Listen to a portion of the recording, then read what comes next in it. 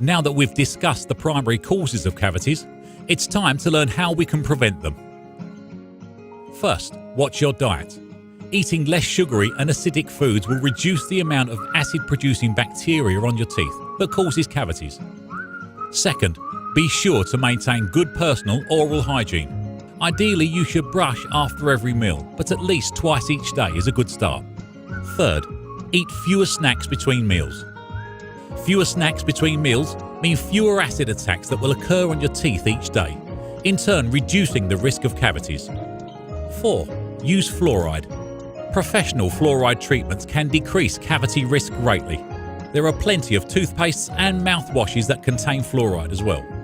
And finally, ask your dentist about dental sealants, which are a protective coating that helps prevent cavities from developing or getting worse. So, to recap, the best way to stay cavity-free is to stay diligent. Brush and floss after every meal.